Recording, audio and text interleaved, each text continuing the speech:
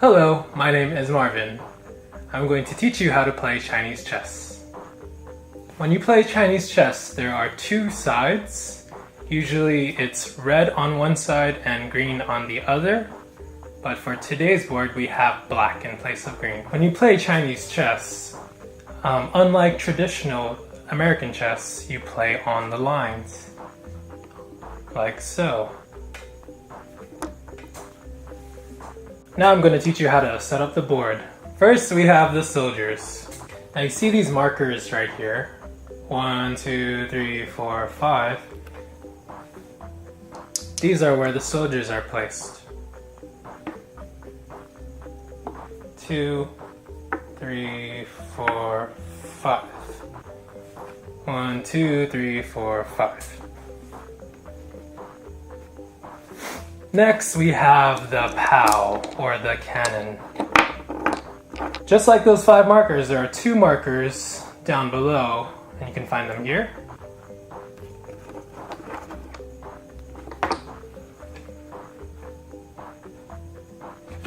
Now let's set up the kingdom, and we'll start from the outside in.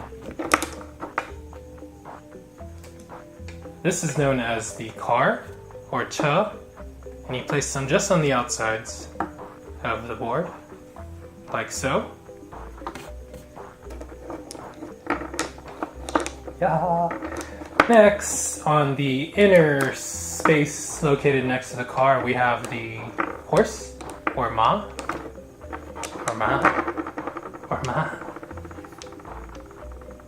And you place them on the inside just like this. So on the right side, it will be 1 space to the left. On the left side, it will be 1 space to the right.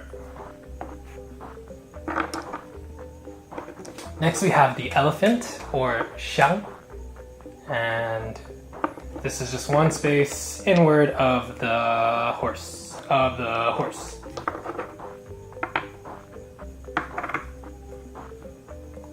Next, we have the guards, which are 1 space inside of the elephant.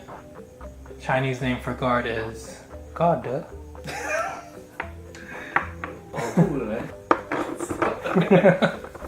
Okay. And last, we have the general, or some call it the king, and that is placed right smack dab in the middle. So this is how you set up the board. This is the exact same setup on the opposing side. Take a glance at the board and observe and take a look and see. Now let's set up the opposite side of the board in the same way.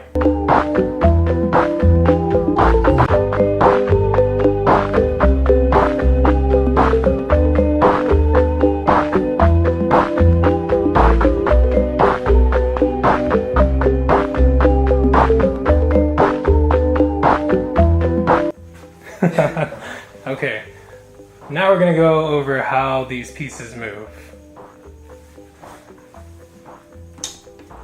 Remember that soldier that we had first, this piece right here? And take a peek, you notice that on the red side the soldier looks like this, and on the opposing side, today it's black color, it looks like this. And how these pieces move. The soldier only moves 1 space at a time forward. So just like this, just like this. But once it crosses this space right here, which is known as the river, it can move sideways, but never back. So sideways, never back. And the way that it kills is exactly the same as the way that it moves. Where it moves, it kills the same way. So this soldier, unlike American chess, where for some reason the pawn makes it all the way to the other side of the chessboard, they become whatever piece they like. This piece in Chinese chess does not do that. It's just stuck there. It can only move side to side once it reaches the end. Next, we have the POW, which is these pieces right here. And you'll notice that these are exactly the same on the opposing side. Characters, I mean. So this piece, when it moves, it can move any amount of spaces in one direction until either the board ends or there's another piece that blocks it. So it'll look something like this.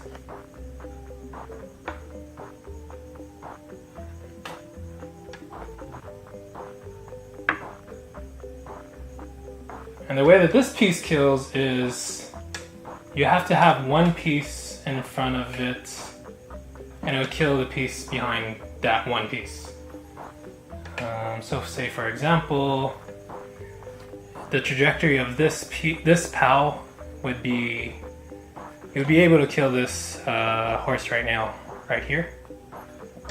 And say if this POW was right here, it would be able to kill this piece right here, or destroy this piece right here.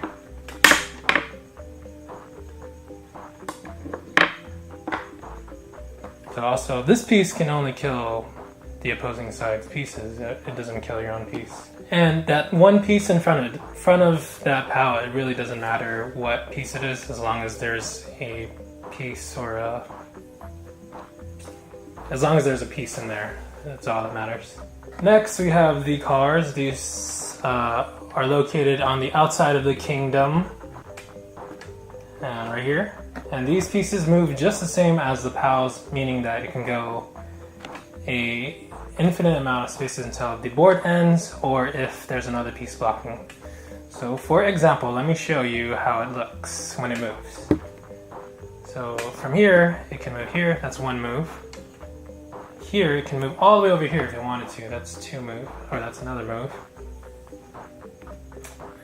When it kills exactly how it moves. So say if this piece was in between right here, this car was in between these two POWs, it could basically kill either one of those pieces. Either here or here. Something like that. Next we have the horse, which is this piece right here, and how this horse moves. And how this horse moves is it moves one space forward and then one space diagonally. So one space forward and one space diagonally. So one space forward and one space diagonally. One space forward, one space diagonally. But this horse can be blocked in the trajectory of where it's going if there's a piece in front of it. So this horse right here is not able to move to this spot right here because this piece is blocking it. So you notice how it gets blocked here. It won't be able to move here, it gets blocked. And it won't be able to move here because it gets blocked. But if this piece moves forward, then the area where the horse can go is now free to go one space forward, one space diagonally. And this can be a little bit tricky, takes a little bit of getting used to, but if you guys have any questions, let me know. Next we have the elephant, and that's this piece right here. And notice how the elephant on the red side is a little bit different in character as the elephant on the black side. And this piece moves two spaces diagonally. So it's kind of known as like the defense part of the kingdom, and it starts with the elephant. So this piece moves two pieces diagonally. So it looks something like this. 1, 2, 1, 2. So that was one move there, and then 1, 2 that way, that's another move. Notice that this piece does not, is not able to cross the river because for some reason elephants drown when they cross the river.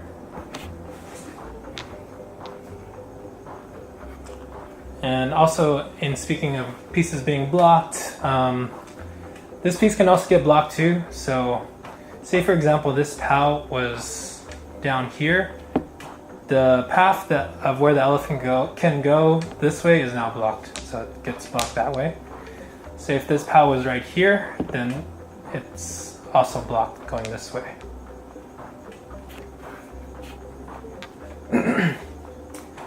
Next we have the two guards on the inside. Baohuren. Baohuren. Those two pieces. See this X looking shape in the square here?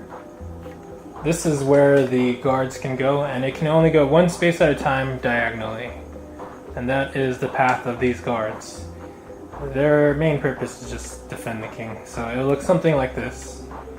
Like that. One move, one move. Oh, I forgot to mention that all the pieces here, the horse, the elephant, guard, the way they move is actually the same way that they kill. So their path of movement is the same way as they kill.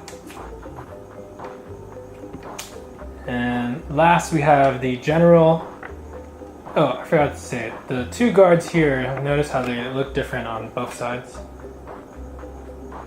And last we have the general, and you notice that these two characters are also different as well. And this general basically moves one space at a time in this square right here. So it can move front, so if it's in this center right here, it can move front, back, left, right. It's important to note that for whatever reason, if the general is facing directly at the other general, one of them just automatically dies. So you lose the game if the general is looking at each other. So if there comes a situation where this happens, where the general is on this side and this piece is forced to move to this side, this side will lose the game. And that's basically how we set up the board and how the pieces move. If you guys have any questions, ask them. Check out our next video where I take on a legendary chess master.